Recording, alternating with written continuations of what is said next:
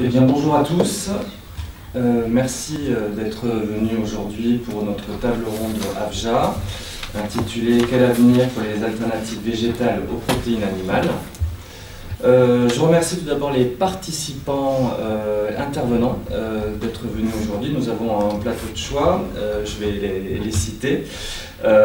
Paul-Joël Derian, directeur développement durable et innovation d'Avril et directeur de l'incubateur Avril Développement. Gwenelle Joubrel, chef de service du pôle scientifique et nutrition chez Nutrition et Santé et directrice scientifique de Sojaxa. Bonjour à tous. Je crois qu'aujourd'hui vous êtes plus en tant que Sojaxa, hein, c'est ça. Voilà. Ensuite, Anne Wagner, directrice recherche et développement du groupe Tereos. Bonjour à tous. Et à ma gauche, Antoine Mercier, directeur scientifique et pôle prévention et gestion de crise chez Protéines XTC. Bonjour. Bonjour. Alors, avec moi pour animer cette table ronde, Benoît Julien. Bonjour. Voilà. Alors, je commence tout de suite, je rentre dans le vif avec Benoît Julien, qui va nous parler un petit peu du marché et du contexte des protéines végétales alternatives aux protéines animales. Benoît, c'est à toi. Tout à fait, merci Adrien. Oui, je vais essayer d'être le plus rapide possible, mais quand même je pense qu'il faut rappeler un tout petit peu l'historique de ce qu'on appelle les alternatives végétales. C'est pas si récent que certains le pensent parfois, puisque ça existe depuis les années, en France, hein, je parle depuis les années 80-90, sachant que dans d'autres pays, on le reverra sans doute, ils ont été même plus développés qu'ils ne le sont en France. Mais donc c'est un marché qui est notamment né sous l'impulsion de Sojasun, de Trivella Royal ou de Nutrition et Santé avec céréales. Et il est resté pendant un certain temps un peu cantonné à une niche, hein, malgré de nombreux efforts faits par des intervenants pour essayer de le développer, ça restait une niche. Et puis brutalement, il a démarré il y a une petite dizaine d'années, notamment en boissons végétales, donc alternatives au lait en l'occurrence, et qui se sont carrément installés d'ailleurs dans le rayon de lait, au grand dam des industriels laitiers. Et puis ensuite, il y a eu une deuxième date marquante, c'est l'arrivée d'Herta, chez Nestlé à l'époque, hein, qui s'est lancé dans le traiteur végétal et qui a évidemment, quand une marque comme Herta arrive sur un marché comme ça change beaucoup la donne. Et donc depuis, ça s'est beaucoup développé. Sur d'autres marchés, on parle maintenant de substituts au fromage, avec Upfield, qui lui est originaire de la margarine. Or la margarine, d'une certaine manière, c'est une des premières alternatives végétales du monde alimentaire. Au passage, d'ailleurs, pour refaire un peu d'histoire aussi, concernant la viande, par exemple, l'ajout de protéines de soja dans la viande est quelque chose d'assez ancien, pratiqué par les industriels de la viande, tout simplement pour diminuer le prix du produit. Et à ce moment-là, ça n'est plus un steak haché, ça s'appelle, je sais plus comment, enfin bon, bref, on lui donne une marque, un burger, ouais, par exemple. Et ça, c'est aussi assez ancien. Voilà, alors pour ce qui est du marché, bon, il avait beaucoup progressé donc, depuis l'arrivée d'Herta, etc. Et comme vous le savez peut-être, on note un ralentissement en 2021. Alors qu'avant, il y avait des taux de progression d'une dizaine de pourcents. Il n'a fait que 3,4% de croissance en chiffre d'affaires. En 2021, c'est des chiffres Nielsen que je vous donne. Donc, qui représente 502 millions d'euros de chiffre d'affaires en grande distribution, soit 0,5% du chiffre d'affaires alimentaire total de la grande distribution. Donc, ce qui est quand même encore assez faible, hein, c'est pas encore le raz-de-marée qu'on annonce. Cela dit, ce ralentissement de la croissance, d'ailleurs que certains comparent au ralentissement du bio aussi, sachant que d'ailleurs souvent, certains de ces produits sont des produits bio d'ailleurs au passage.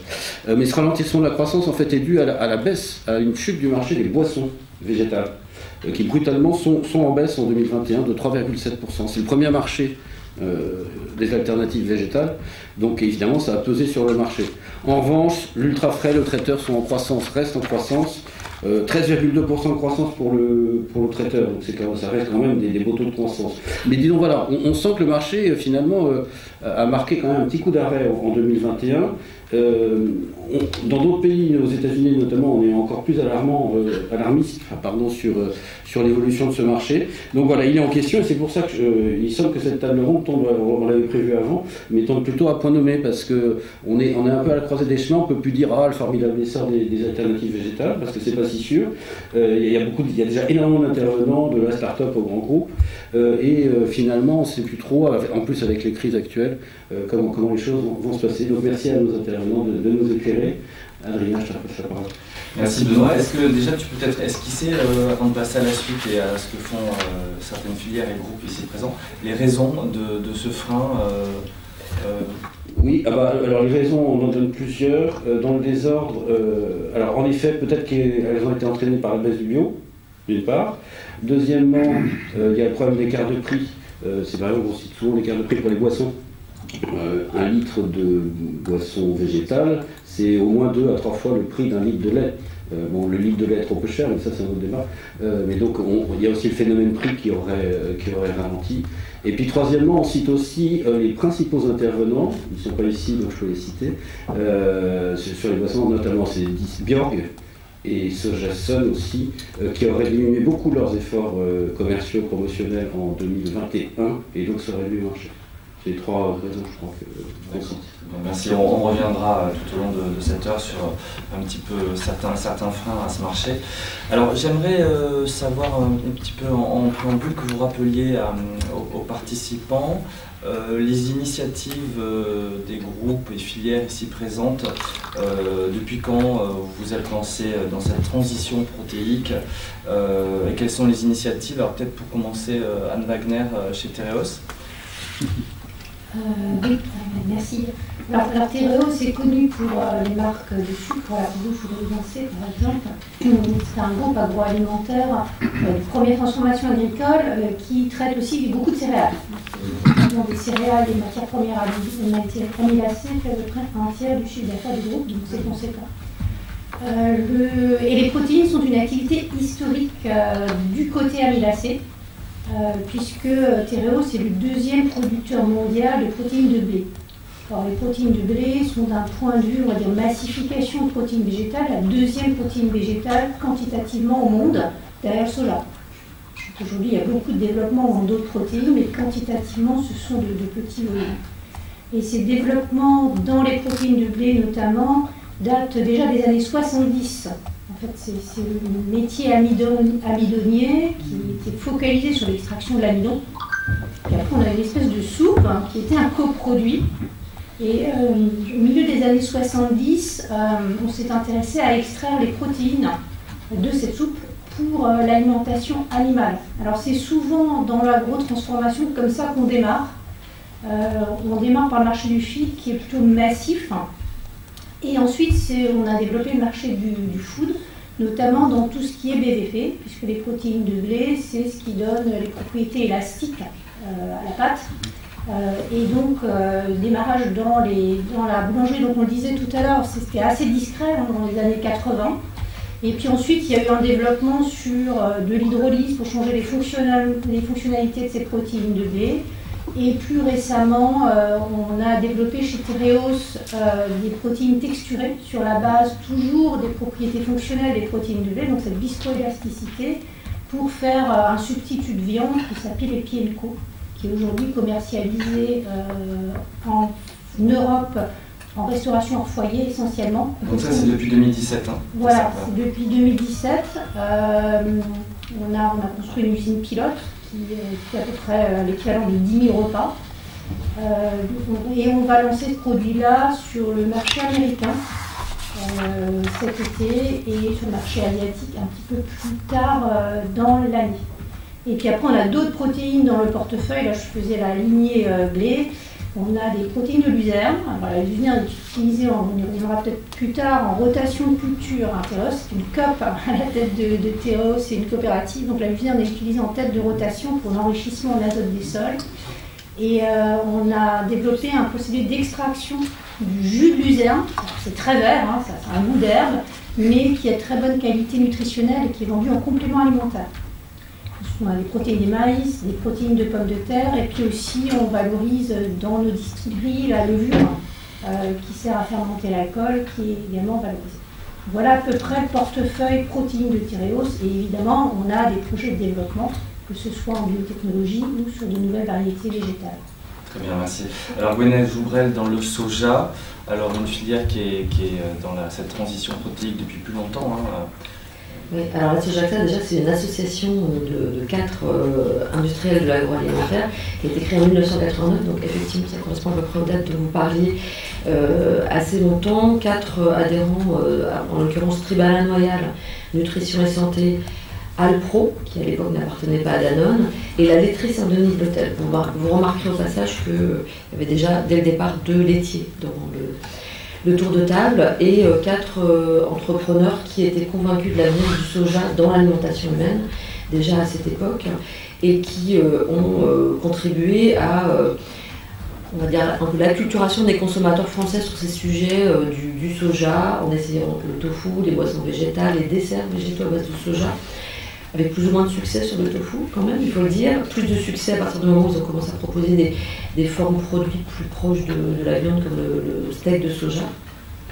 Et donc des adhérents qui se sont regroupés autour de valeurs aussi, de soja exclusivement français, garantie non OGM, et avec, dans le cahier des charges de l'association aussi, la volonté d'être transformateurs eux-mêmes du soja. C'est-à-dire il faut utiliser du soja français et le transformer soi-même pour être un adhérent de la Sojaxa. Ce sont ces critères-là qui réunissent les adhérents. Voilà, après pour l'évolution du marché, on en a parlé. D'accord. Alors pour Joël Dérion, vous, le groupe Avril, vous êtes lancé un petit peu plus récemment dans ce marché, en tout cas pour l'alimentation humaine. Donc je vous laisse nous en parler. Oui, effectivement, bonjour. Avril, c'est de loin le culturateur français. On est dans ce qu'on appelle des oléoprotéagineux, le colza, le tournesol. Pour donner un ordre de grandeur, on triture plus de 4 millions de tonnes des matières par an. Et comme le nom l'indique, oléoprotéagineux, il y a la partie huile qu'on connaît, huile de tournesol, huile de colza, et puis la protéine, et comme Anne Wagner le précisait tout à l'heure, souvent on commence par le marché du feed. Et donc effectivement, ces protéines ont été valorisées pendant très longtemps dans le marché du feed. Et ces protéines, en particulier la protéine de colza, est une protéine qui est très intéressante parce qu'elle est complète. Comme les protéines animales, elle apporte tous les acides aminés dont on a besoin pour la nutrition humaine. Et donc on s'est intéressé il y a quelques années à se dire mais allons vers cette nutrition humaine, donc la transition dont parlait Anne précédemment. Nous on a essayé de la faire et on l'a fait avec un partenaire, DSM, à Dieppe, une première mondiale où on a une première usine mondiale qui va faire effectivement des isolats de protéines de colza. Mais en fait, pour accélérer notre participation, parce qu'on croit effectivement qu'il y a une transition vers plus de végétal dans l'alimentation humaine, qui est dictée à la fois par l'appétence du consommateur, mais aussi par les besoins, je dirais, de développement durable sur la planète. Réchauffement climatique, il ne faut pas l'ignorer, et l'alimentation et l'agriculture a un impact effectivement sur le réchauffement climatique. Et Avril veut être le leader, ou un des leaders de la transformation végétale au service des transitions, la transition alimentaire, la transition agricole. Donc ça s'inscrit là-dedans, notre participation dans les protéines végétales pour l'alimentation humaine. Je dis le colza, et plus récemment on a annoncé qu'on faisait l'acquisition de Soufflet Alimentaire qui va élargir notre portefeuille, qui va accélérer ses développements. Et puis d'autre part, vous savez qu'Avril est un groupe un peu particulier parce qu'on a à la fois une partie industrielle, une partie d'investissement, Sophie Protéol, je connaissais à travers Sophie Protéol, et donc on participe à la dynamique de la filière, des filières agricoles et des filières d'agroalimentaire à travers des investissements minoritaires que prend Sophie Protéol. On l'a fait avec LSDH pour les boissons végétales, on l'a fait avec Cosucra, on l'a fait avec Solina, on l'a fait avec Veghini, donc une entreprise qui fait des alternatives à la viande, des alternatives végétales, qui est une entreprise autrichienne. Donc vous voyez, Cosucra, Veghini, Solina, LSDH, ça fait déjà pas mal de choses.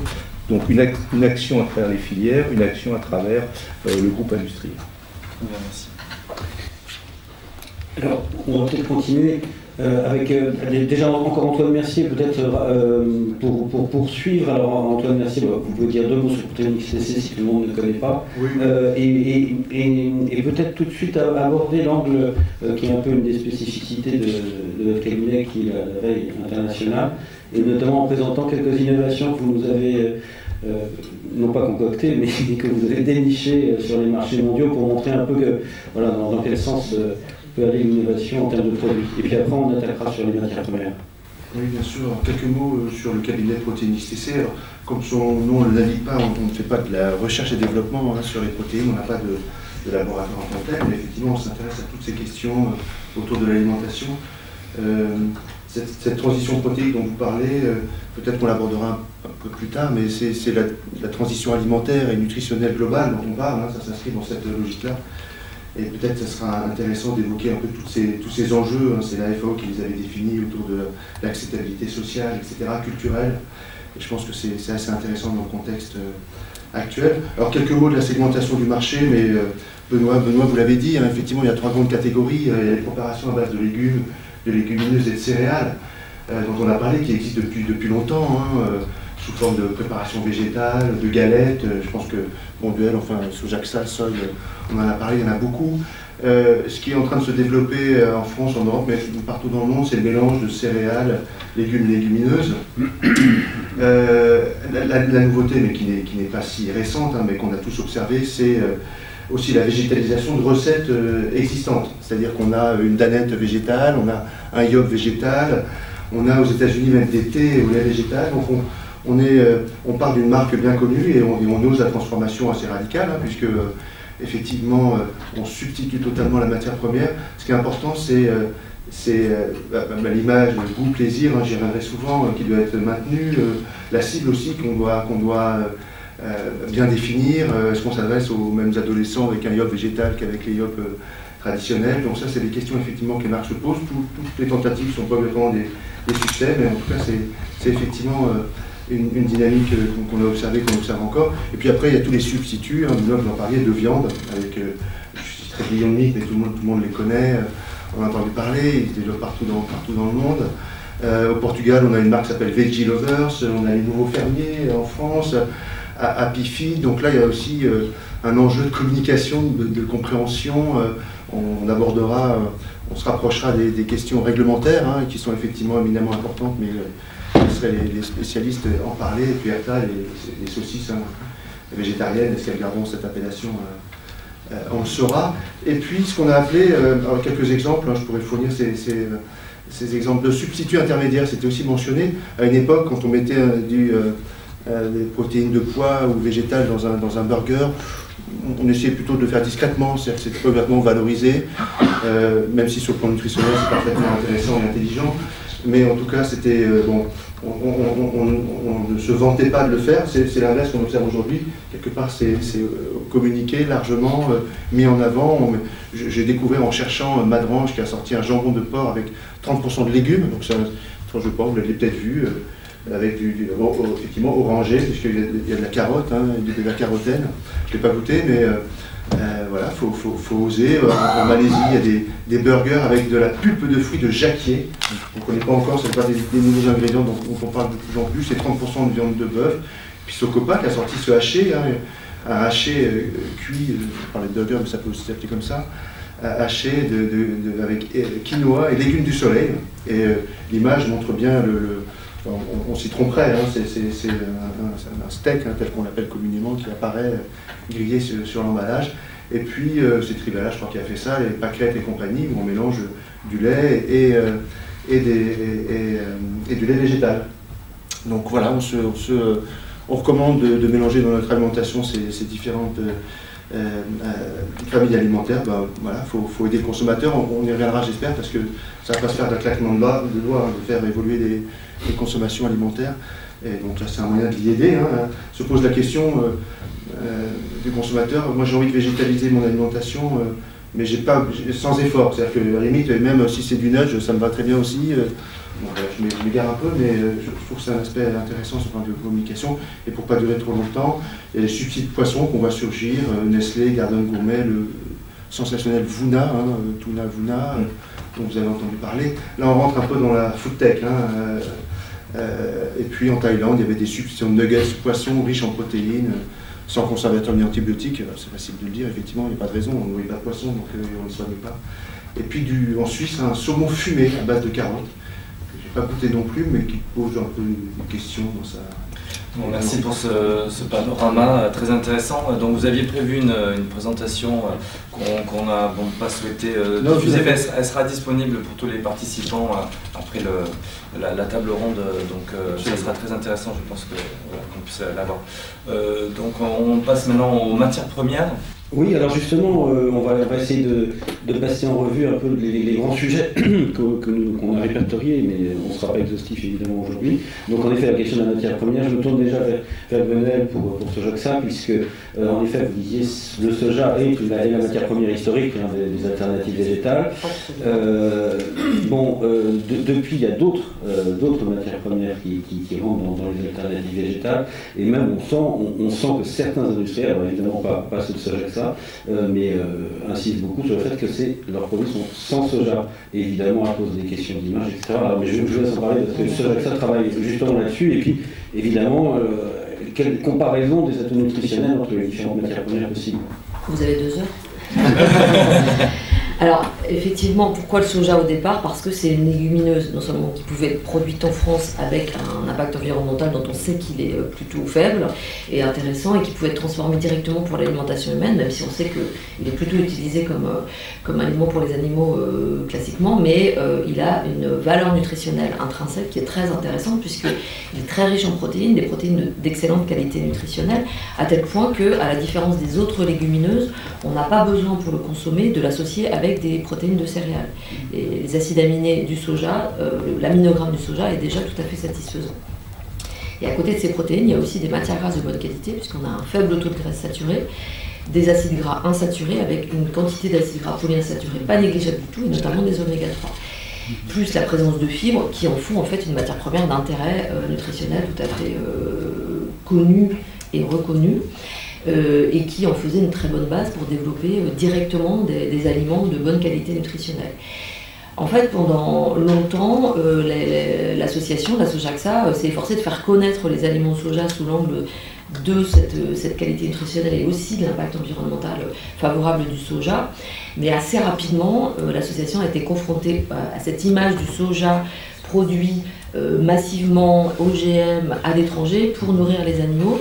Et en fait, un des combats encore aujourd'hui de la Sojaxa, c'est d'essayer de faire comprendre à ces 80% de Français qui pensent que le soja ne vient pas de France, que le soja consommé en alimentation humaine vient bien de France, et qu'on en produit suffisamment en France pour pouvoir satisfaire tous les besoins de l'alimentation humaine. Donc il y a l'aspect culture OGM, et puis il y avait cet aspect aussi de déforestation importée qui a apporter de la confusion en fait, dans la compréhension de ce qu'est le soja pour l'alimentation humaine. Et très souvent, dans les reportages ou les articles, on voit en fait que même quand les journalistes essaient de clarifier le sujet, ça reste assez compliqué à expliquer aux consommateurs, et ça n'a pas aidé le soja à émerger comme il aurait dû émerger du fait de cet intérêt nutritionnel et du fait de sa versatilité à devenir, comme vous l'avez dit, une boisson végétale, un dessert végétal, des aides culinaires, des burgers, toute forme alimentaire. Bon, ceci étant, ça n'a pas empêché quand même le marché de se développer. Et comme vous le disiez, il y a d'autres sources, d'autres matières premières végétales qui sont arrivées ces dernières années, qui ont elles aussi bien entendu leur place dans l'assiette des consommateurs, puisque ce qu'a toujours défendu la Sojaxa, c'est cette diversification de l'alimentation. Comme je vous l'ai dit au début, dans le tour de table, il y a aussi des entreprises laitières qui ont continué bien entendu à transformer le lait. Et le message principal que porte la Sojaxa dans la promotion des aliments au soja, c'est de dire le soja, l'aliment au soja en tant que vecteur de diversification, ce qui n'exclut pas bien entendu les autres sources animales et végétales d'aliments, et qui laisse de la place, bien entendu, au reste de l'innovation dans le domaine du végétal.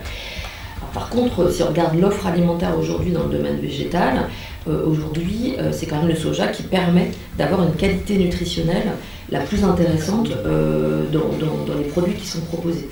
Y compris dans le domaine des boissons végétales dont vous parliez, puisque ce sont les seules boissons qui vont avoir une teneur en protéines significative et donc une densité nutritionnelle intéressante.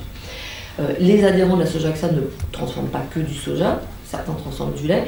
Il y a aussi d'autres végétaux qui sont transformés par les adhérents de la Sojaxa, mais ça reste quand même la valeur centrale de l'association. Et comme le soja n'est pas encore assez connu des consommateurs français, du fait de cette confusion, la Sojaxa continue d'en faire la promotion. Alors Anne Wagner, je me tourne vers vous. Est-ce que votre voisine, est-ce que vous êtes d'accord avec votre voisine qui explique que le soja, les vertus nutritionnelles les plus complètes, hein, c'est ça, dans les alternatives végétales aux protéines animales?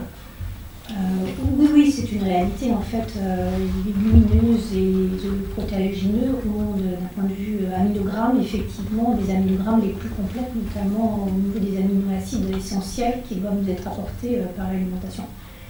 Toutes les protéines de céréales, qu'elles soient blé, maïs, riz, etc., sont carencées, notamment en lysine. Ceci dit, ce n'est pas forcément un souci dans les pays développés. Ni pour des personnes qui ont un régime alimentaire varié. Parce que vous allez trouver ces acides aminés dans de la viande ou dans d'autres aliments. C'est effectivement un souci pour des véganes, par exemple, qui risquent à ce moment-là d'être carencés et qui doivent manger des légumineuses dans leur régime alimentaire. Ça peut aussi être un problème dans des pays, effectivement, qui sont déficitaires en protéines, où le régime alimentaire est très monolithique, si je peux m'exprimer ainsi. Donc c'est un faux problème pour des régions développées, où de toute façon on va trouver ces acides aminés ailleurs. Ensuite, d'un point de vue technique et nutritionnel, c'est très souvent résolu en faisant des mélanges. Je parlais de notre produit Epi & Co, c'est un mélange de protéines de blé pour l'essentiel, mais on utilise de la farine de pois chiche, par exemple, qui va compléter l'aminogramme. Mais encore une fois, c'est surtout important d'un point de vue nutritionnel pour l'export. Et puis ensuite, le problème principal d'une alimentation purement végétale, c'est la vitamine B12 et les carences en vitamine B12. Et là, encore une fois, pour des personnes qui ont une alimentation diversifiée, c'est pas un souci, ils vont trouver la B12 dans d'autres aliments. Par contre, pour des véganes ou des végétariens, il faut avoir un régime adapté et avoir des compléments de vitamine B12. D'ailleurs, on trouve dans certaines céréales, petits déjeuners, etc., vous trouvez complémenté en vitamine B12 pour ces effets-là. Paul-Joël Derion, même question un petit peu au niveau des protéines de colza. Donc quels sont leurs atouts, puisque là vous démarrez un nouveau marché, une nouvelle activité, donc j'imagine qu'il y a des atouts forcément, puis il y a des clients aussi derrière, donc est-ce que vous pouvez nous en parler? Oui, alors effectivement, la protéine de colza, elle a la chance d'être complète.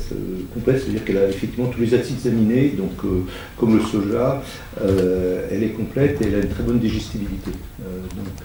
Parce qu'en fait, non seulement il faut que la protéine ait ses acides aminés, mais que l'homme sache la digérer et utiliser ces acides aminés. Donc la digestibilité est importante, c'est un paramètre. Alors c'est vrai qu'on rentre dans des choses qui sont complexes pour le consommateur, et sans doute effectivement entre nos pays où on a une alimentation très diversifiée, ou des consommateurs qui par choix choisissent une alimentation plus restreinte, végane ou autre, ou des pays qui ont effectivement peut-être moins de diversité, là ça pose problème.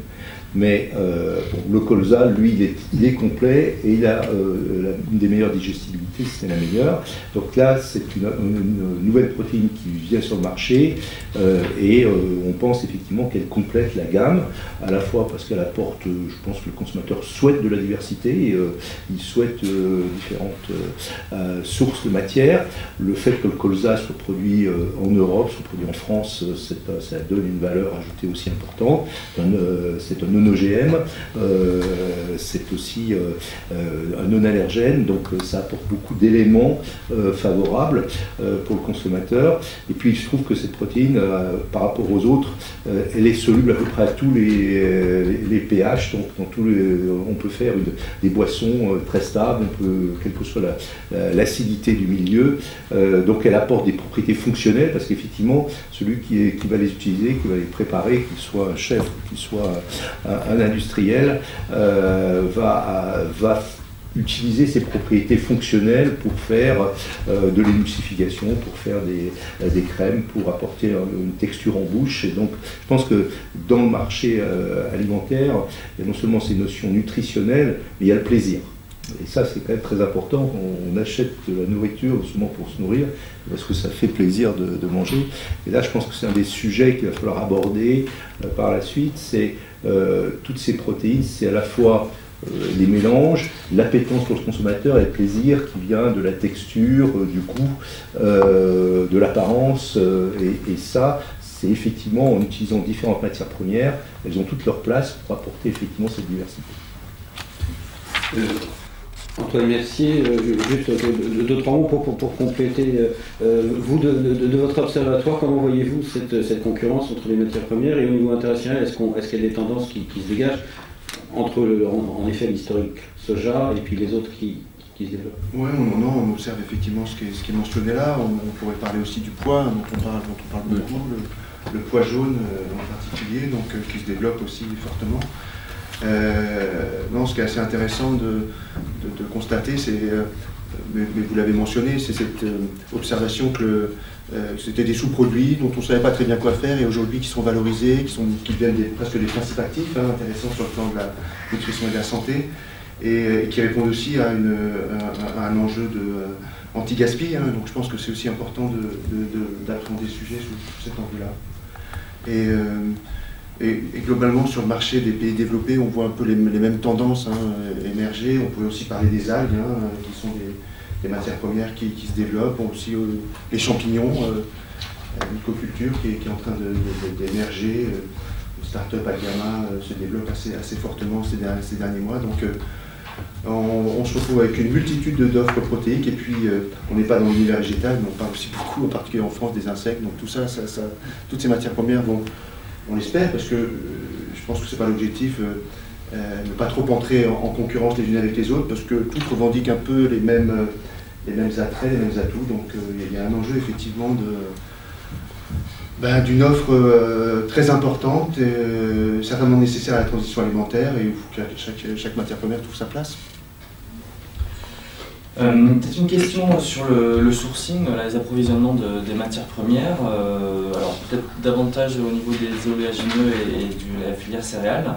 Comment on fait? Parce que traditionnellement le blé et les oléagineux sont réservés à d'autres utilisations que les protéines pour l'alimentation humaine. Est-ce qu'il peut y avoir une compétition à terme? Comment on fait pour partager justement le sourcing, les approvisionnements?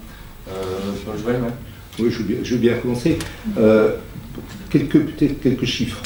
Pour faire un kilo de bœuf, il faut à peu près 10 kg de protéines végétales. Pour faire du kilo de poulet ou de porc, on est plutôt vers 4 ou 6 kg. Donc en fait, il faut de la protéine végétale pour faire de la protéine animale. Et si on prend le problème non plus simplement avec l'angle français ou de la France, si on prend un peu de recul, la population mondiale augmente et la part de la population mondiale qui veut accéder à une alimentation plus riche augmente aussi. Donc une alimentation qui contient des produits carnés, qui contient de la protéine. Et il est bien évident que la planète ne peut pas fournir de la protéine animale pour 2 milliards d'habitants supplémentaires qui ont envie effectivement de manger de la viande comme on en mange dans nos pays. Et donc il va falloir équilibrer.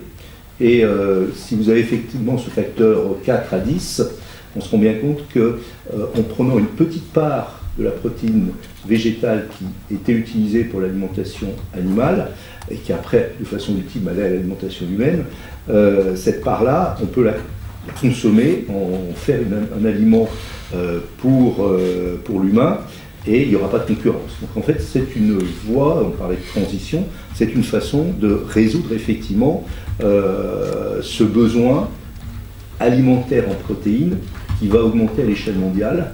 On a la chance d'être dans un pays très privilégié pour ça, et donc on n'a pas vu forcément de problème, mais à l'échelle de la planète, le problème existe.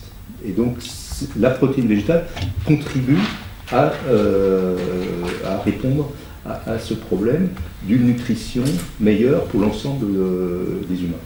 D'accord. Wagner, même question sur les approvisionnements.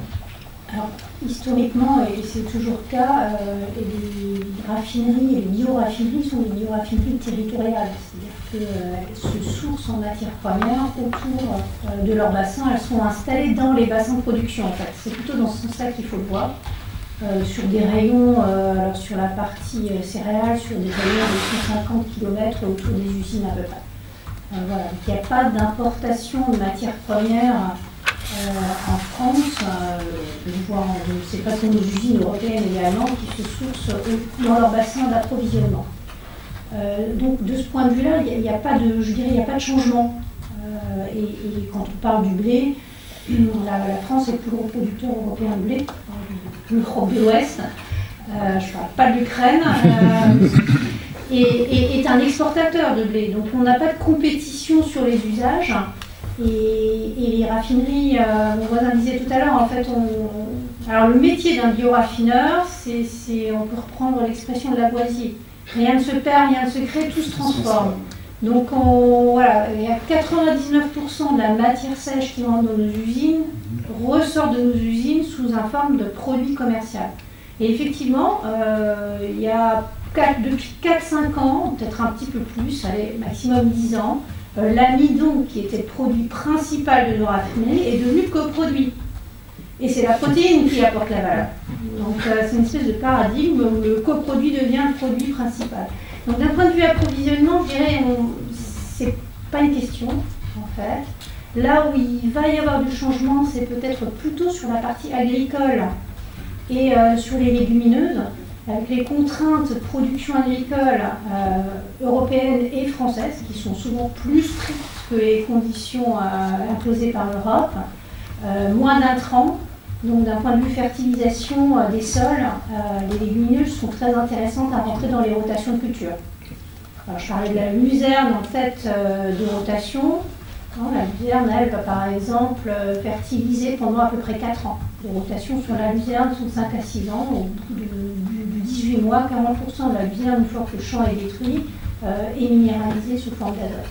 Donc les légumineuses sont très intéressantes dans ces rotations de culture et c'est ça qui va se développer. Donc ensuite, sur tout ce qui est annoncé au niveau français, à la fois sur les politiques de consommation directe de légumineuses au niveau de tout un chacun, nous en tant que Français, en tant que consommateurs, et puis aussi sur les voies de transformation et de valorisation des légumineuses. On parlait du pois jaune, la févrole est en train de se développer aussi. Et là aujourd'hui on a des gros problèmes, je dirais, de rendement, puisque ce sont des cultures qui sont très sensibles au moment de la levée aux températures. Et donc malheureusement, quand on a un printemps froid, les rendements à l'hectare sont très bas. Donc là, il y a de la recherche à faire sur...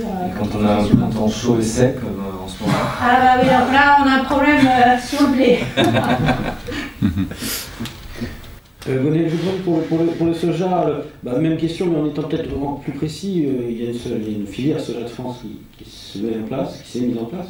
Est-ce qu'elle est une source importante pour vos produits? Oui, absolument. En fait, le soja en France est cultivé dans le sud-ouest et dans l'est de la France.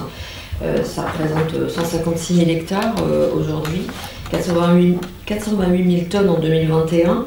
14 000 agriculteurs et comme je le disais, en fait, pour les besoins de l'alimentation humaine, c'est largement au-delà des besoins actuels. Donc il n'y a pas de problématique de sourcing en soja français, même si le marché du soja en alimentation humaine se développait encore pendant les prochaines années, ça ne poserait pas de problème. Et la culture du soja augmente ces temps-ci, et ça fait partie du plan Protéines France, et du coup ça nous assure de la disponibilité pour les prochaines années. Merci. On va peut-être changer de sujet, passer à la transformation, pour en parler, au procédé.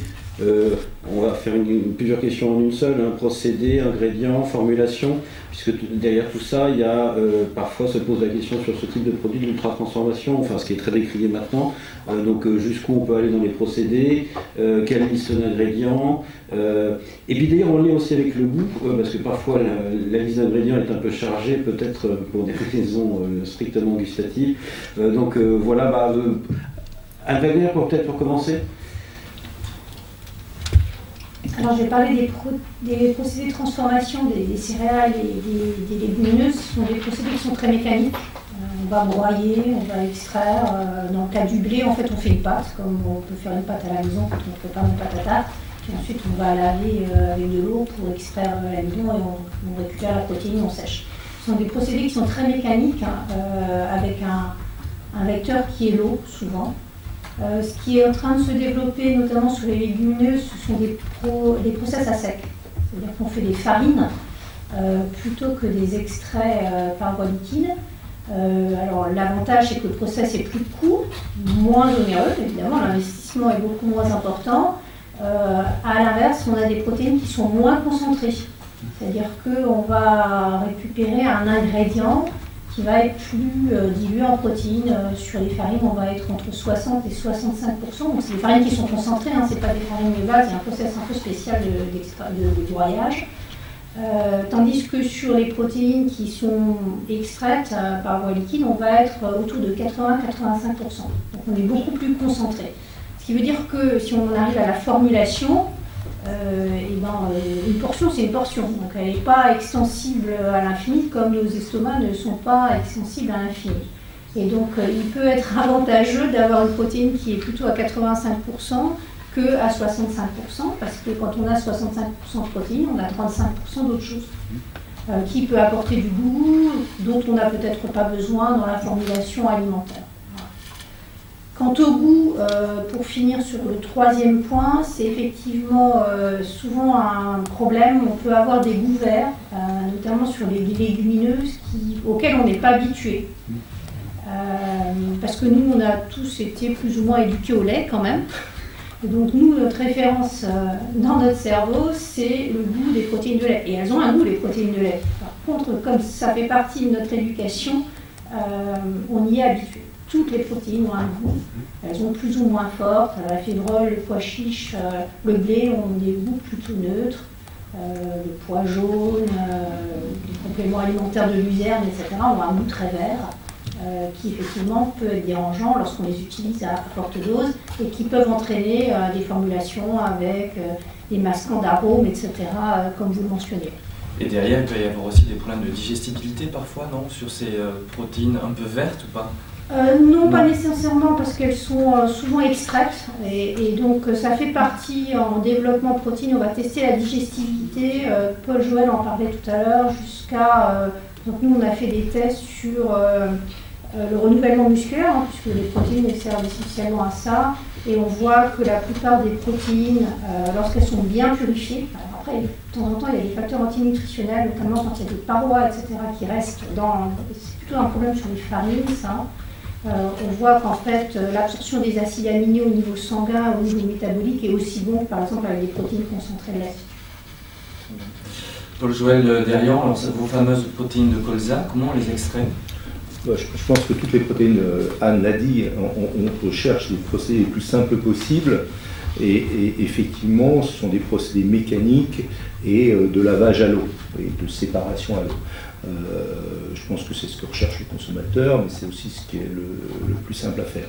Alors effectivement, la plante, dans sa graine, la nature a fait plein de choses. Elle a mis des réserves d'énergie, elle a mis des réserves pour que la plante se développe, elle a mis aussi des facteurs qui protègent la graine des animaux qui auraient voulu la manger, des insectes, etc. Donc il y a un certain nombre de composants qu'il faut savoir éliminer, parce que ces fameux facteurs antinutritionnels que mentionnait Anne, il faut les éliminer. La couleur aussi, on est habitué à certaines couleurs d'aliments, en tout cas le formulateur aime bien avoir la liberté de la couleur, et aujourd'hui le consommateur recherche la neutralité de la couleur, en tout cas la couleur naturelle. C'est vrai que parfois il peut y avoir des phénomènes de brunissement qui sont liés à la matière végétale, donc ça, ils sont parfois désirables, ils sont parfois pas désirables dans certaines formulations. Donc effectivement, tous ces procédés sont là pour concentrer la protéine,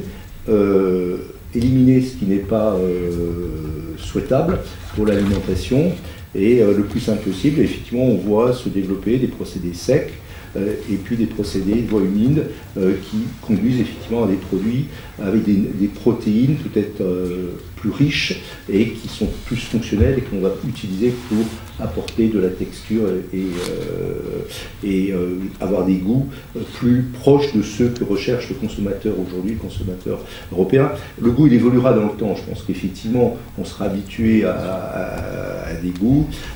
Les industriels progressent dans effectivement la maîtrise de ces goûts. On progresse aussi au niveau agricole. Je pense qu'il ne faut pas oublier ce point-là.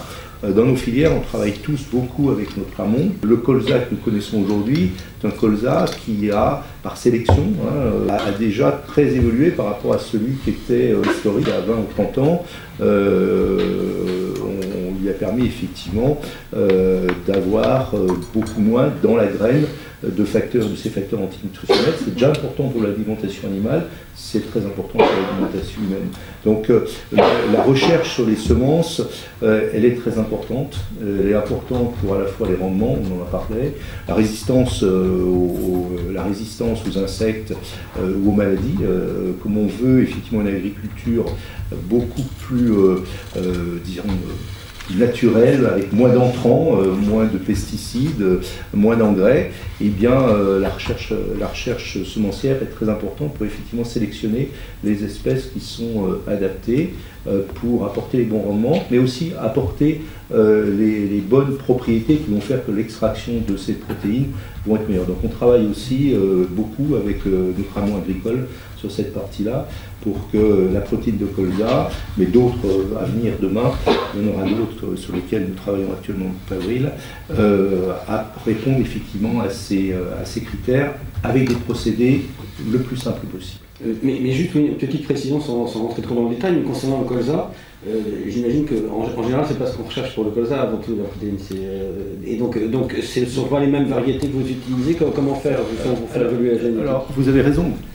Pendant des années, l'objectif était d'augmenter la quantité d'huile, puisque c'était le focus, et donc effectivement les sélectionneurs ont sélectionné pour avoir plus d'huile. D'ailleurs la rémunération, il y a une valeur moyenne, la rémunération des agriculteurs se fait au point d'huile. Au-delà d'un certain niveau, le prix est augmenté. Je pense qu'il va falloir apprendre à valoriser la protéine, et on le fait déjà pour l'usine de Dieppe. On recherche et on a trouvé des sources de protéines, de semences qui sont plutôt autour de 25% de protéines. C'est 19 dans le colza standard. Là, on va chercher les protéines à 25. Et le groupe Avril a investi il y a déjà très longtemps avec des semenciers dans des programmes de recherche, et va arriver en France des colzas riches en protéines et aussi riches en huile. Parce qu'en fait, par sélection, on peut effectivement faire en sorte que certains composants, comme les fibres, moins utiles, peuvent être diminués. Et donc on va avoir dans quelques années des colzas à 25-27% de protéines. On pense qu'on peut même aller jusqu'à 30%, et tout en gardant la même quantité d'huile. Donc on garde la valeur économique, parce que c'est quand même important. L'équilibre économique de ces filières, il est basé effectivement sur ces produits. Anne disait, industriellement, rien ne se perd, mais c'est fondamental qu'effectivement ça ne se fasse pas au détriment de l'huile. C'est aujourd'hui amplifié en plus, parce qu'on a parlé de l'Ukraine, mais c'est vrai que l'huile était historiquement un produit à plus forte valeur ajoutée que la protéine. Peut-être qu'on verra dans quelques années l'inversion, comme on l'a vu au niveau des céréales, on ne sait pas, mais en tout cas dans les oléoprotéagineux, l'huile reste plus valorisée, mais aujourd'hui on travaille pour effectivement avoir des espèces à 25-27%. Alors je vois que l'heure tourne. Alors avant de passer à la suite et notamment parler des prix, j'avais une question pour Antoine Mercier. On parlait de goût, digestibilité. Est-ce que voilà, les consommateurs y accordent beaucoup d'importance, et quelles sont les attentes un peu des consommateurs sur ces nouveaux produits? Oui, je pense que c'est une question importante, parce qu'il n'y a pas un, mais plusieurs consommateurs, c'est une réalité, mais qui est particulièrement vrai autour de l'offre végétale. Beaucoup de chiffres circulent, mais on considère qu'il y a à peu près 2% en France de véganes, végétariens, végétaliens, et à peu près 25% de flexitariens. Je pense qu'on ne s'adresse pas de la même façon à ces deux catégories. Il y a une catégorie de la population qui a une approche, qui a un rapport à l'alimentation plutôt militant, donc qui sont probablement prêts à faire le pas de manière un peu plus forte, à faire des choix plus tranchés dans leur consommation, dans leur choix alimentaire. Et puis les flexitariens, qui sont certainement la cible prioritaire de la plupart des nouveaux produits qui arrivent sur le marché, où là, certains, je le disais tout à l'heure, cherchent à retrouver le produit qu'ils ont l'habitude de consommer, d'autres sont prêts à tester un peu une expérience nutritionnelle et gustative. Ce qui est sûr, mais ça a été dit, c'est que c'est le plaisir et le goût avant tout. C'est un produit qui ne sera pas bon.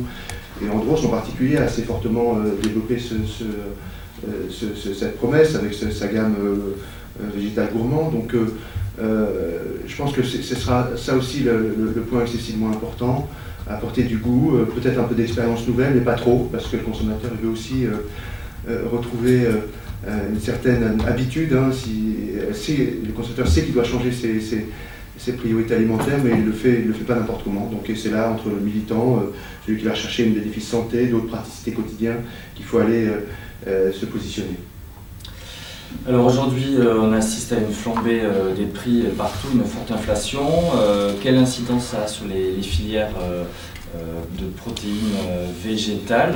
C'était déjà un enjeu, hein, quand même, cette thématique de la compétitivité par rapport aux protéines animales. Peut-être Gwen Jourel, dans le soja, est-ce que le prix est un frein à la fois au niveau de la production et puis aussi des consommateurs derrière? Sur le soja lui-même, il n'y a pas eu d'incidence directe sur le soja lui-même direct ces derniers mois.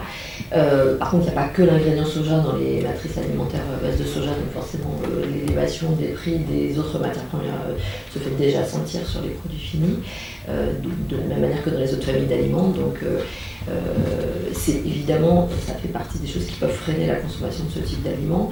Mais on a, je voulais revenir sur un peu ce qu'Antoine disait, on a différents types de consommateurs aussi dans le domaine des aliments au soja. Et on a des consommateurs qui sont très fidèles et qui sont prêts à faire l'effort, malgré une augmentation de prix, de continuer d'acheter des produits qu'ils considèrent comme faisant partie de leur basique. Et du coup, pour les consommateurs un peu plus récents, un peu plus... un peu moins fidèles, qui testent, ils vont nécessairement moins aller vers ce type de produit à plus forte valeur ajoutée. Ça va avoir un effet certainement. Donc j'espère que ça se stabilisera relativement rapidement. Mais en même temps, comme le disait aussi Antoine, la plupart des consommateurs ont compris l'importance d'augmenter le végétal dans leur alimentation. Il y aura des consommateurs qui vont le faire avec des produits pour lesquels ils vont rechercher de la naturalité, une moindre transformation. Donc typiquement les aliments soja qui ne cherchent pas à se substituer aux produits carnés vont avoir leur place dans l'alimentation de ces consommateurs-là. Quand à côté de ça, il y a aussi des consommateurs qui veulent retrouver les mêmes types de produits que quand ils consomment de la viande, ils vont se tourner vers des produits certainement plus transformés à base de protéines extraites, qui, par leur formulation, vont pouvoir compenser des méthodes d'élévation de coûts de matières premières qu'on n'aura pas forcément la facilité d'avoir avec des produits non transformés comme sur base de soja. Mais évidemment qu'on est vigilant, que l'ensemble des adhérents de l'association sont vigilants à ne pas rendre les produits peu attractifs pour leurs consommateurs. En dehors du phénomène plutôt récent de l'inflation et de la flambée des prix au niveau mondial, il y a quand même un décalage, ou enfin une différence de prix entre les produits alternatifs protéines végétales et les produits d'origine animale. Voilà. Et c'était déjà le cas, effectivement, comme vous le disiez. Aujourd'hui, on a combien à peu près de différentiel pour une boisson végétale versus un lait, et pareil pour un hachis végétal? Est-ce que vous avez une idée? Alors moi, je ne vais pas vous donner de réponse parce que je ne l'ai pas. Peut-être Antoine Lorrain, moi je ne la connais pas, je suis scientifique, donc ce n'est pas le genre de choses que je regarde au quotidien. Mais c'est clair qu'il y a un écart. Et cet écart, en fait, s'explique aussi par le fait que quand on prend une graine de soja, comme le disait très bien Anne, on va d'abord la cuire, la broyer, en faire un jus, séparer l'ocara qui est la partie insoluble du jus, et à partir de là, on va faire par exemple une boisson végétale. Donc il y a quelques étapes de procédé, même si c'est une transformation simple, qui vont amener évidemment un coût de production, qui vont faire la différence par rapport à un lait de vache standard. Donc cet écart-là, il est connu et reconnu par les consommateurs habituels, mais il est aussi lié à un écart de valeur nutritionnelle, puisque ces consommateurs-là en fait savent ce qu'ils achètent, c'est-à-dire un produit qui va apporter des protéines de faible teneur en graisses saturées, ce qui est quand même dans nos alimentations occidentales quelque chose qu'on doit absolument chercher à faire, de rééquilibrer ces consommations de matières grasses. Et du coup, les consommateurs qui consomment ce type de boisson végétale depuis 30 ans maintenant, 30 ou 40 ans maintenant, ont compris en fait le bénéfice santé et donc la valeur ajoutée de ces produits-là. Mais effectivement, ce sont des produits qui sont plus chers que les produits laitiers. Antoine, merci. Peut-être juste si vous avez une idée de l'écart de prix. Oui, on parle de moyen 15-20% par exemple. Oui. Après, c'est variable d'une enseigne à une autre, on le sait, les enseignes fixent les prix, donc ça peut varier, mais c'est des chiffres qui sont communiqués. Anne Wagner, sur cette question des prix, du coût aussi de production. Oui, alors il y a deux choses. Il y a deux grands leviers. Il y a le levier qui est conjoncturel, on ne va pas y revenir, avec l'augmentation des prix des matières premières agricoles et puis l'augmentation du prix de l'énergie. Puisque quand on bout, on broie, on sépare, etc., on consomme beaucoup d'énergie. Donc ça va avoir un impact sur le prix des ingrédients. D'un point de vue agricole, il y a la réglementation sur l'environnement, qui nous amène à un agriculteur qui va être pas forcément bio, qui va rester productive, mais moins. Donc là aussi, il y a un impact sur le coût des matières premières. Donc ça, c'est un volet, je dirais, conjoncturel et réglementaire. Le deuxième volet, c'est peut-être plus un volet sur des développements d'un nouveau segment de consommation, segment marché et de positionnement marketing. Alors nous, on est plutôt intéressés par les substituts de viande avec notre produit Epi & Co. On voit que par exemple, si vous regardez, alors il suffit de regarder sur Internet, hein, c'est ce que j'ai fait hier soir quand j'ai repris les questions. Vous voyez que les hachés, aujourd'hui, les hachés végétaux sont à des prix équivalents à des hachés, des burgers de viande, mais premium. Donc on est plutôt autour de 20 € du kilo. Alors si vous prenez des lardons végétaux d'une certaine start-up qui sont d'ailleurs excellents, je ne sais pas si vous avez eu l'occasion d'en goûter, je vous y invite, c'est super bon. Et il y a un fonds dans lequel TREC on participe à la vie indirectement. Ils sont très bons et ils sont très chers. Hein. Si vous faites attention à votre panier ménagère, il vaut mieux prendre des lardons basiques de porc. Et je pense que, alors c'est mon opinion et l'avenir me dira si je me trompe ou pas, qu'on est dans une phase où on est peut-être dans un cycle un peu de mode, de marketing, où il y a un très fort engouement. Et peut-être que dans les années qui vont venir, on ne sait pas combien de temps, et peut-être qu'Antoine Mercier pourrait me corriger, compléter ce que je vais dire, on aura peut-être un assagiment et une concentration de ces produits-là. Et une segmentation des consommateurs encore plus forte. Hein. Chez Protéines France, on a fait une enquête en 2020, alors on en fait une tous les 2 ans, donc malheureusement on va refaire une là maintenant. Où on voyait très bien que les acheteurs et les gens qui étaient très connaisseurs de ce type de produits étaient des catégories urbaines, jeunes, plutôt aisées. Et donc quand on dit ça, pour nos pays riches, quelque part quand même, ça veut aussi dire que on peut développer des ingrédients qui sont chers. Les protéines de soja, les protéines du blé sont peu chères comparées à des nouvelles protéines qui sont mises sur le marché qui font 3 à 4 fois le prix, parce que c'est des nouveaux procès, des nouvelles cultures, etc. Et qui font que finalement, c'est pas un macronutriment, c'est un ingrédient dans la formulation alimentaire, il est moins cher. Donc ça va rester. Hein. Et puis après, sur des marchés qui sont, Paul Joël en parlait tout à l'heure, nous on a le choix, il y a des zones qui sont déficitaires en protéines et qui vont devoir développer des cultures végétales protéines végétales pour pouvoir alimenter leur population. Là, le prix va être prépondérant. Paul Joël Derian, peut-être sur cette question des prix, est-ce que ça peut être un frein au développement de cette transition protéique? Alors, le prix, le consommateur, effectivement, quand il est au supermarché, entre ce qu'il raconte et ce qu'il dit et ce qu'il fait, on a tous conscience qu'il y a un énorme gap. Et le consommateur au supermarché, il est quand même, son acte d'achat, quand il n'est pas militant, est très dirigé par le prix. On sait que le prix est un élément important du choix du consommateur. Alors, on travaille tous pour que nos ingrédients et les produits finaux soient abordables pour le consommateur. Mais comme tout nouveau lancement, comme tout nouveau, il y a effectivement des coûts à absorber. Quand il y a des nouvelles usines, des nouveaux ateliers, des nouvelles lignes de production, il y a effectivement des coûts. Et comparer des marchés très matures, avec des prix très matures, voire des prix trop bas, parce qu'on pense tous quand même que dans le monde agricole, les prix actuels des produits carnés sont trop bas, ne correspondent pas à la réalité. On sait quand même tous les jours que c'est le produit d'une certaine compétition mondiale, mais effectivement, les agriculteurs français ne sont pas rémunérés au bon niveau pour leur viande et pour leur lait. Donc ça, c'est un sujet. Je pense que les protéines végétales vont aider aussi à équilibrer ces éléments-là.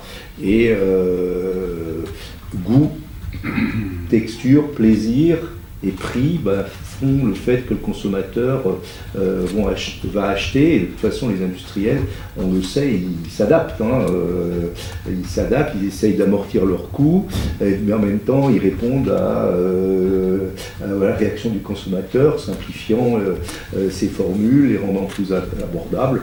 Bon, c'est une industrie qui est en démarrage, qui se développe. On a parlé des volumes, on reste encore dans des volumes faibles, donc aussi des acheteurs qui ne sont pas tout à fait dans les mêmes catégories socio-professionnelles, et ça va se diversifier, on va apprendre à faire plus abordable, et ça va se développer au même titre que quand les volumes augmentent, en général, les prix aussi ont tendance à baisser, tout simplement parce qu'on est plus capable industriellement d'abordir le coût. Alors, on va passer à la conclusion. Peut-être Benoît, avant, est-ce que tu avais une autre question éventuellement? Peut-être juste, on peut, pour notamment pour nos confrères, on peut peut-être faire un petit focus rapide sur les problèmes réglementaires quand même d'appellation. Qui veut s'en charger, puisque bon, il y a débat.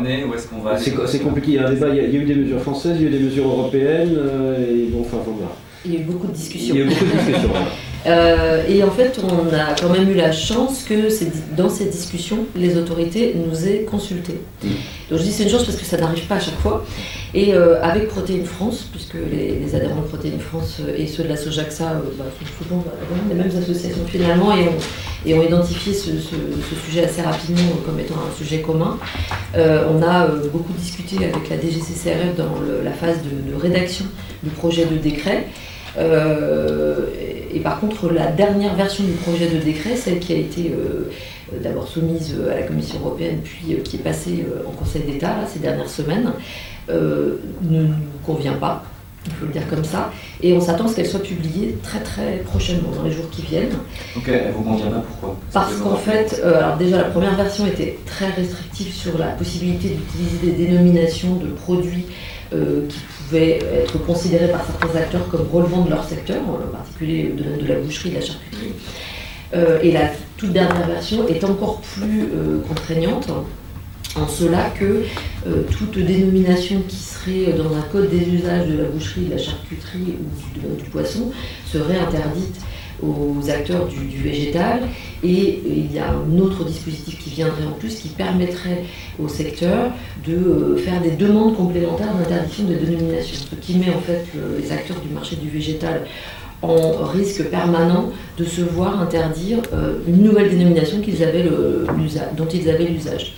Pour être tout à fait transparente avec vous, les autorités, quand on a commencé cette discussion-là avec elles, nous ont dit que, sur le fond, elles n'auraient pas eu besoin de ce texte-là, puisque le règlement européen de protection et d'information du consommateur était déjà tout à fait clair sur le fait que les dénominations ne doivent pas tromper les consommateurs, que dans nos discussions, on a été capable de montrer aux autorités que nos consommateurs ne se trompent pas quand ils achètent des produits végétaux, puisque c'est leur démarche d'acheter des produits végétaux, que tous les acteurs du marché ont des codes couleurs qui illustrent bien le fait que ce sont des produits végétaux, leur revendiquent le caractère végétal de ces produits, et les services consommateurs de nos entreprises ne relèvent pas d'erreurs en fait, dans les achats. Donc malgré tout ça, il y a une vraie volonté de certains secteurs d'aller au bout de ce texte-là. Le poids des acteurs du végétal était tout petit par rapport au poids des acteurs de la viande, et évidemment on n'a pas pesé suffisamment dans la discussion.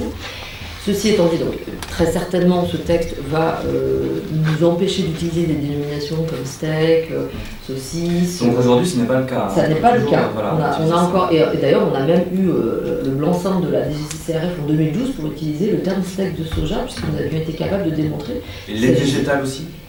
Boisson végétale. La réglementation du lait est beaucoup plus ancienne. Ouais. Il y a une réglementation européenne qui empêche l'utilisation des termes liés au lait depuis les années 80. En fait, c'est pas récent du tout, hein, ça c'est très ancien. Et les acteurs français l'ont toujours très scrupuleusement respecté. Ce dont on a entendu parler au niveau européen était fait d'autres acteurs que des acteurs français. Là, on parle vraiment des dénominations plutôt du domaine du traiteur, des produits traiteurs. Donc pour le moment, pas d'interdiction tant que ce décret n'entre pas en vigueur. Et alors après, ceci étant dit, bien sûr que nous allons continuer de défendre le sujet et de recourir autant que possible à la publication du décret s'il est publié dans l'état dans lequel on l'avait vu à l'état de draft. Ceci étant dit, on arrive aussi quand même à un certain stade de maturité du marché. Il y a certaines dénominations dont les acteurs n'ont pas jugé qu'elles étaient très essentielles et devaient continuer à être défendues. Donc voilà, on va voir un petit peu ce qui va advenir de ce texte-là. Néanmoins, c'est quand même un marché qui a besoin de se développer, pour lequel certains consommateurs recherchent des dénominations qui leur permettent de faire la passerelle entre l'animal et le végétal. Donc, bien entendu, certaines dénominations seront encore défendues à l'issue de la... Anne Wagner, on en avait un petit peu parlé pendant la préparation. Qu'est-ce que vous en pensez de cette problématique des appellations? Alors, évidemment, il va falloir qu'on... Je reprends notre exemple de produits substituts de viande, on avait une dénomination escalope, une dénomination muette qu'il faut que nous changions. Voilà. Après, c'est vrai que alors sur le décret qui va être publié, la partie qui est plus que dérangeante, qui est handicapante, est celle que soulignait Gwenaëlle, c'est-à-dire qu'on va être exposé de manière continue à des changements de code des usages ou à des changements au niveau des dénominations côté boucherie-charcuterie. Ce qui fait qu'à tout moment, quelque chose dont on pense qui peut être clair pour le consommateur peut être changé de ce fait. Donc là c'est franchement une grosse insécurité. Alors après, le facteur un peu émollient, probablement, c'est la maturité du marché et du consommateur. Si on prend des exemples dans d'autres domaines, on n'est pas aussi mature que ça, mais il y a un certain nombre de produits laitiers qui, dans notre tête, dans notre acte d'achat de consommateur, on pense que c'est un yaourt. Si vous regardez sur le pot, c'est une préparation laitière, ça n'a pas le droit de s'appeler un yaourt parce qu'on n'utilise pas les micro-organismes qui sont définis dans le code des usages. Néanmoins, nous, en tant que consommateurs, on pense acheter un yaourt. C'est la même chose dans les compotes ou les confitures. Voilà, exactement. Donc on peut espérer qu'on en arrive au niveau, en tant que consommateur, à un même niveau de maturité et que ça ne handicape pas le développement des produits végétaux. Pour conclure, Paul-Joël Derian, est-ce que vous pensez que les protéines végétales peuvent remplacer durablement ou vont remplacer, se substituer en partie aux protéines animales?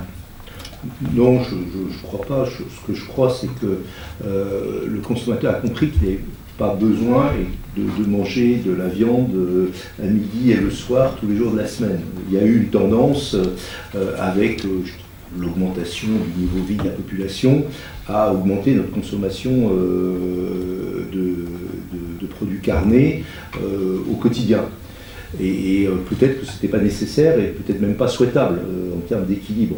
Donc je crois effectivement ce qui va se développer, c'est un comportement de consommateurs, après les flexitariens aujourd'hui, mais des consommateurs qui vont consommer de la viande, qui vont avoir du plaisir à manger du poisson, mais qui vont avoir aussi du plaisir à manger ces produits végétaux et qui vont même comprendre que c'est sans doute mieux pour leur santé et la santé de leurs enfants. Donc avec ces habitudes, on va avoir une évolution, et ce n'est pas une compétition, c'est une évolution des marchés. De toute façon, avant l'arrivée des produits végétaux, la consommation de viande dans nos pays diminuait. Elle diminuait pour plein de raisons, mais elle est en diminution de quelques pourcents par an depuis de nombreuses années. Elle se stabilise dans certains pays, disons, dits développés, ou en tout cas économie mature. Et puis en France en particulier, il y a une décroissance depuis une dizaine d'années de la consommation de la viande, on la mesure, et c'est pas lié à la compétition qui vient, c'est 3% à peu près de décroissance, elle n'est pas liée aux protéines végétales, simplement à l'évolution de la consommation d'un consommateur qui avait peut-être surconsommé ce type de produit et qui comprend qu'il doit équilibrer, diversifier, ça peut être du goût d'ailleurs, et du plaisir.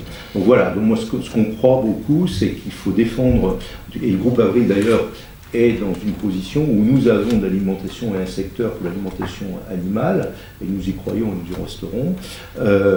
Et aujourd'hui, les éleveurs ont du mal, et d'ailleurs nous essayons de les aider à passer ces périodes difficiles, parce qu'eux aussi subissent l'augmentation des prix, donc il faut en avoir conscience, mais ces marchés vont s'équilibrer, et pas l'un au détriment de l'autre, au bénéfice effectivement du consommateur. Et puis encore une fois, je l'ai dit, mais je crois que c'est très important, hein, au niveau mondial, c'est une nécessité. Hein, donc, Antoine Mercier, sur cette question également, mais peut-être en la précisant un peu différemment, les produits végétaux souvent revendiquent soit le bien-être animal, soit l'écologie, soit alors et parfois la nutrition. Enfin, il y a plusieurs axes de positionnement. Certains c'est du strict opportunisme, c'est-à-dire c'est de l'alternative à la viande. Tout ça, est-ce que c'est satisfaisant? Est-ce que finalement l'avenir, ça serait pas d'en faire des produits à part entière qui se définissent que surtout par eux-mêmes avant de se définir par rapport à quelque chose qui ne les concerne pas directement? Oui, certainement. Ce serait effectivement intéressant que ça soit une nouvelle offre vers laquelle le consommateur se tourne naturellement. Après, c'est vrai que je trouve qu'on est dans une situation relativement complexe, hein, parce que, bon, si on suit les chiffres, hein, je citais 24% de flexitariens, 2% de véganes, donc on a quand même encore plus de 70% des consommateurs qui ne disent pas changer leurs habitudes alimentaires. Donc il y a une nécessité de le faire, en particulier dans nos pays, je dirais riches. Hein. C'est Steve Jobs qui a écrit un bouquin en disant si les pays les plus riches ne font pas un effort sur la viande, c'est l'avenir de la planète qui est en cause, puisque la consommation de viande augmente dans les autres pays. Hein. Donc il y a un équilibre à trouver. Moi je pense que c'est une tendance qui va se poursuivre. Il y a beaucoup d'offres. Est-ce que toutes les offres resteront sur le marché? Est-ce que les positionnements des uns l'emporteront sur le positionnement des autres? Dans quelle mesure, effectivement, dans le contexte actuel, les consommateurs sont prêts à faire cet effort, y compris financier, pour se tourner vers de nouveaux produits? Ce qu'on observe, enfin, je vais essayer de trouver quelques chiffres avant notre échange. Les jeunes générations, ce qu'on appelle les générations Z, hein, de 12-25 ans, en tout cas, c'est une priorité chez ces cibles-là. C'est une déclaration d'intention, hein, toujours, il faut faire attention. On sait que les habitudes alimentaires changent à l'arrivée des enfants, de la famille, etc. Donc ça peut encore évoluer. Mais chez ces jeunes-là, les discussions autour des protéines végétales sont très fortes sur les réseaux sociaux. Donc il y a une attente de ce point de vue-là, qui relève du bien-être animal, de l'impact environnemental, hein, aussi bien sûr. Donc la tendance est là. C'est dur de dire quel bénéfice faudra mettre en avant, parce que de s'appuyer sur le bien-être animal, nous on pense qu'il vaut mieux valoriser ce que ça apporte et tout ce que ça fait de bien, plutôt que de dire ce que font mal les autres, quoi. Enfin, en termes de communication, on croit davantage à ça qu'à l'inverse. Anne Wagner et Gwenaëlle Joubrel, je vais vous donner le mot de la fin. Donc sur cette question d'alternative et de remplacement, comment vous voyez un petit peu les choses?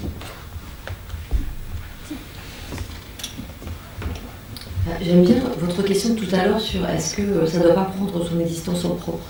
Évidemment, à terme, mais à long terme, parce que ça fait déjà plusieurs décennies en fait que ces produits commencent à prendre un peu de place dans l'alimentation des Français et des Européens, des consommateurs du monde entier. Mais c'est une véritable révolution culturelle alimentaire pour l'ensemble des consommateurs. Ça ne peut pas se faire sur seulement quelques décennies, ça prendra plus de temps avant que ça devienne une catégorie à part entière, y compris quand on regarde les recommandations officielles alimentaires, ça commence tout juste à pointer le bout de son nez. Donc il y a certains pays qui sont un peu en avance sur d'autres, y compris en Europe, mais je pense que ça viendra petit à petit quand on ne fera plus ce genre de recommandations en comparaison à un autre groupe alimentaire, mais en tant que groupe alimentaire à part entière, et c'est leur avenir, hein, ces aliments-là. Moi, c'est tout ce que je leur souhaite, parce que pour qu'ils prennent leur place réellement dans l'ensemble de l'équilibre alimentaire, de la diversité alimentaire dont on a besoin pour notre santé et pour notre environnement, il faut qu'ils aient leur place à part entière et pas en substitut, pas copie, ersatz. Moi, j'ai même vu le terme ersatz dans certains courriers de la DGCCRF par le passé. On est en train de dépasser ce cap-là. Mais ce dépassement va se faire à une allure très, très lente, je pense. Mais je pense que c'est leur avenir.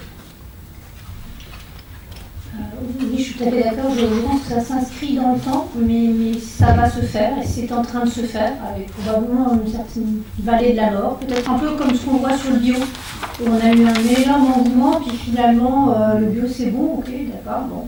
Les consommateurs se posent des questions. Je pense que ce sera pareil sur un certain nombre de produits base végétale, mais la transition alimentaire qu'on voit dans nos pays, Antoine le disait, elle est là, ça ne va pas changer.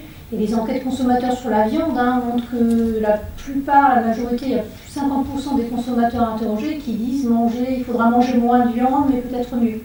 Et c'est quelque chose qui a démarré dans les années 90, jusqu'en 1990, la consommation per capita en France a augmenté jusqu'à 93. Et là, aujourd'hui, on est à 84. Et ça, c'est avant la vague hype sur le végétal. Donc c'est une vraie tendance de fond, cette transition alimentaire, dans nos pays. Et puis au niveau planétaire, il faut trouver une solution. Parce que tout le monde ne peut pas manger 80 kg de viande pour capita, c'est pas possible, la planète n'est pas capable de soutenir. Donc au niveau, on voit beaucoup notre petit marché, évidemment, en tant que consommateur, c'est ce qui nous intéresse. Mais au niveau mondial, de toute façon, je pense qu'il n'y a pas le choix. Je crois qu'on va conclure ici, hein, il est 11h moins 20.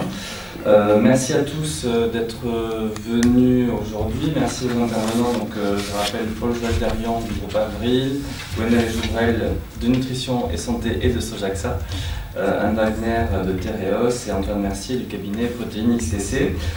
Merci à Fleur Outillier à la technique et merci à la FNCA, la Fédération nationale de filière agricole, de nous avoir accueillis aujourd'hui.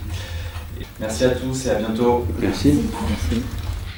Retrouvez l'actualité de l'AFJA sur www.afja-asso.fr.